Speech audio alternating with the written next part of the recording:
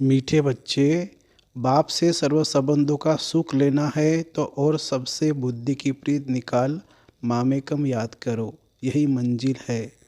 प्रश्न, तुम बच्चे इस समय कौन सा अच्छा कर्म करते हो जिसके रिटर्न में साहूकार बन जाते हो? उत्तर, सबसे अच्छे से अच्छा कर्म है ज्ञान रत्नों का दान करना। यह विनाशी ज्ञान खजाना ही ट्रांसफ़र हो 21 जन्मों के लिए विनाशी धन बन जाता है। इससे ही मालामाल बन जाते हैं। जो जितना ज्ञान रत्नों को धारण कर दूसरों को धारण कराते हैं उतना साहूकार बनते हैं। अविनाशी ज्ञान रत्नों का दान करना यही है सर्वोत्तम सेवा। ओम शांति। शिव बाबा अपने शालिग्राम बच्चों को समझाते हैं, यह परमात्मा का अपने बच्चों आत्माओं प्रति ज्ञान। आत्मा आत्मा को ज्ञान नहीं देती है। परमात्मा शिव बेड ब्रह्मा सरस्वती और तुम लकी स्टार बच्चों प्रति बेड समझाते हैं, इसलिए इनको परमात्मा ज्ञान कहा जाता है। परमात्मा तो एक ही है, बाकी क्रिएशन क्रिएटर की। जैसे लौकिक बाप ऐसे नहीं कहेगा कि यह सब हमारे रूप है, नहीं कहेगा यह हमारी रचना है। तो यह रूहानी बाप है जिसे भी पार्ट मिला हुआ है, वही मुख्य एक्टर क्रिएटर और डायरेक्टर है। आत्मा को क्रिएटर नहीं कहेंगे, परमात्मा के लिए कहा जाता है तुमरी गतमत तुम ही जानो। उन सब गुरुओं की तो अपनी अपनी अलग मत है, इसलिए परमात्मा आकर एक मत देते हैं, वह है मोस्ट बिलीवेड। उस एक के साथ बुद्धियोग लगाना है और जिनके भी साथ तुम्हारी प्रीत है वह सब धोखा देने वाली है, इसलिए उन सब से बुद्धि निकालनी है। मैं तुमको सब संबंधों का सुख दूंगा, सिर्फ मामेकम यह है मंजिल। मैं सबका डियरेस्ट डैड माने प्यारा पिता हूँ, टीचर भी हूँ, गुरु भी हूँ। तुम समझते हो उस द्वारा हमको जीवन मुक्ति मिलती है, यही अविनाशी ज्ञान खजाना है। यह खजाना ट्रांसफ़र हो फिर 21 जन्मों के लिए विनाशी धन बन जाता है। 21 जन्म हम बहुत मालामाल हो जाते हैं, राजाओं का राजा बनते हैं। इस अविनाशी धन का दान करना है। आगे तो विनाशी धन दान करते थे तो अल्पकाल क्षणभंगुर सुख दूसरे जन्म में मिलता था। कहा जाता है पास्ट जन्म में कुछ दान पुण्य किया है, जिसका फल मिला है वह फल एक जन्म का ही मिलता है, जन्म जन्मांतर की प्रारब्ध नहीं मिलती। हम जो अब करेंगे उसकी प्रारब्ध हमको जन्म जन्मांतर मिलेगी। तो अब यह है अनेक जन्मों की बाजी। परमात्मा से बेहद का वर्षा लेना है। सबसे अच्छा कर्म है अविनाशी ज्ञान खजाना दान करना। जितना धारण कर औरों को कराएंगे उतना खुद भी साहूकार बनेंगे, औरों को भी बनाएंगे। यह है सर्वोत्तम सेवा जिससे सद्गति होती है। देवताओं की रस्म रिवाज देखो कैसे संपूर्ण निर्विकारी अहिंसा परमो धर्म है। प्यूरिफिकेशन संपूर्ण पवित्रता सत्युग त्रेता में ही रहती है। देवता ही बहिष्ठ में रहने वाले हैं, उन्हों को ही उच्च गाते हैं। जो सूर्यवंशी सतयुग में बनते हैं वही संपूर्ण है, फिर थोड़ी खाद पड़ जाती है। अब तुम समझते हो देवता किस बहिष्ठ के निवासी है। वैकुंठ है वंडरफुल दुनिया, वहाँ दूसरे धर्म वाले जा नहीं सकेंगे। यह सब धर्मों को रचने वाला ऊँचे ते ऊँचा भगवंत है। यह देवता धर्म कोई ब्रह्मा नहीं स्थापन करते हैं। यह तो कहते हैं मैं इम्प्योर था, मेरे में ज्ञान कहाँ से आया, और सब प्योर सोल्स ऊपर से आती है अपना धर्म स्थापन करने। या तो परमात्मा धर्म स्थापन करते हैं, जब इसमें आते हैं तब इनका नाम ब्रह्मा रखते हैं। कहा जाता है ब्रह्मा देवताय नमः, विष्णु देवताय नमः। अब प्रश्न उठता है किन देवताओं से मनुष्य सृष्टि रची गई है? नहीं, परमात्मा कहते मैं जिस साधारण तन में आता हूँ उसका नाम ब्रह्मा पड़ता है, वह सूक्ष्म ब्रह्मा है। तो दो ब्रह्मा हो गए, इनका ब्रह्मा नाम रखा गया है क्योंकि कहते हैं साधारण तन में मैं आता हूँ। ब्रह्मा के मुख कमल से ब्राह्मण रचता हूँ।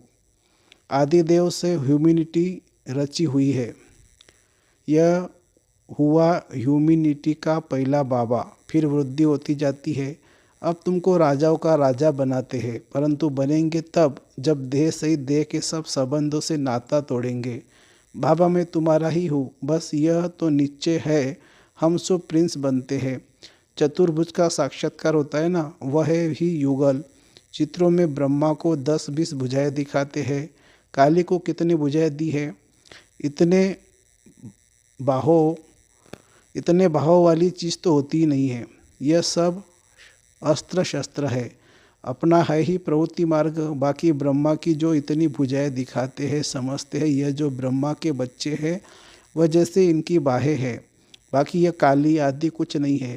जैसे कृष्ण को काला कर दिया है वैसे काली का भी चित्र काला कर दिया है। यह जगदम्बा भी ब्राह्मणी है। हम अपने को भगवान अथवा अवतार नहीं कहते हैं। बाबा कहते हैं सिर्फ मामेकम याद करो।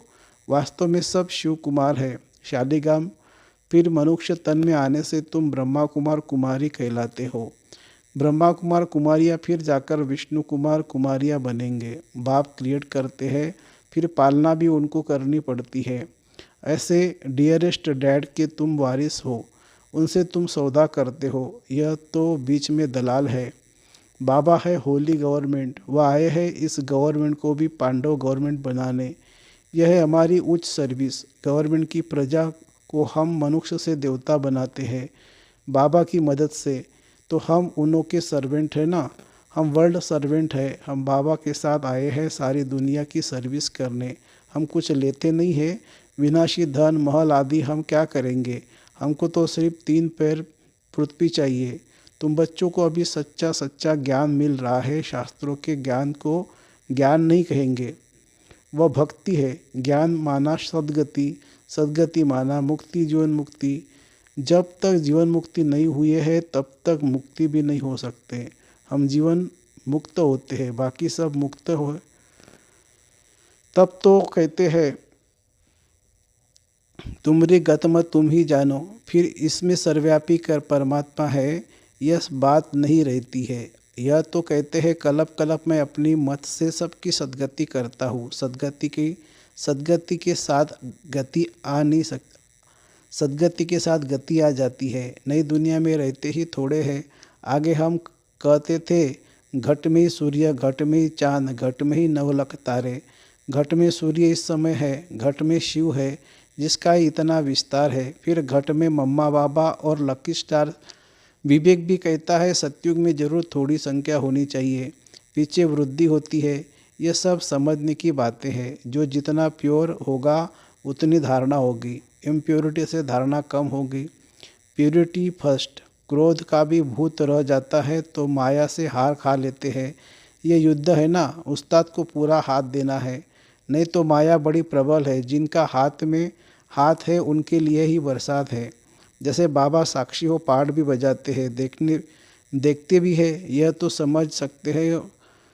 समझ सकते हो कि माँ बाप और लकी स्टार जो अनन्य है उनको ही फॉलो करना है।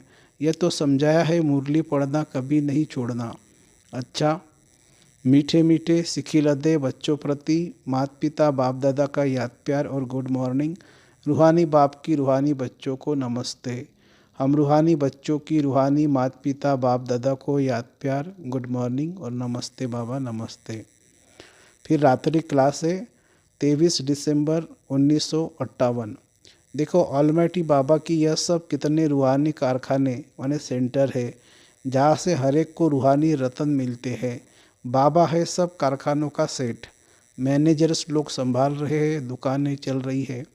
दुकान कहो, हॉस्टल कहो, यह तुम ब्राह्मणों की फैमिली भी है। तुम्हें अपना जीवन बनाना है एजुकेशन से।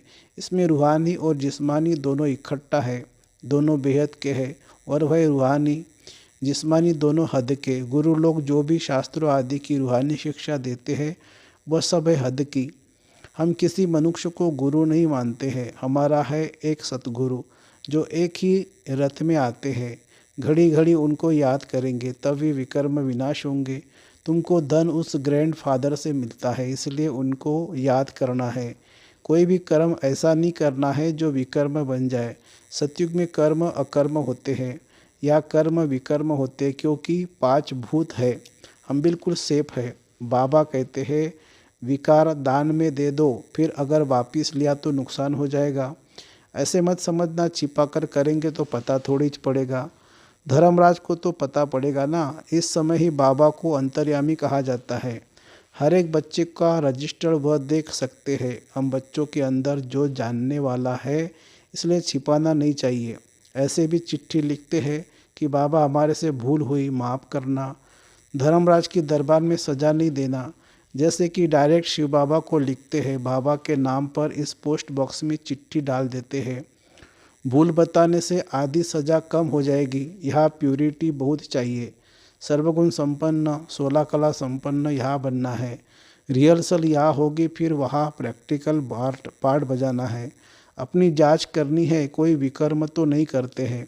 संकल्प तो बहुत आएंगे, माया बहुत परीक्षा लेगी। डरना मत, बहुत नुकसान होंगे। धंधा नहीं चलेगा, टांग टूट जाएगी, बीमार हो पड़ेंगे। कुछ भी हो जाए, बाबा का हाथ नहीं छोड़ना। अनेक प्रकार की परीक्षा आएगी, पहले पहले बाबा के सामने आती है, इसलिए बाबा बताते हैं खबरदार रहना, पहलवान बनना है। देखो, भारत में जितनी सबको छुट्टियां मिलती है, इतनी और कहाँ नहीं मिलती, परंतु यहाँ हमको एक सेकंड भी छुट्टी नहीं मिलती, क्योंकि बाबा कहते हैं श्वासोश्वास याद में रहो।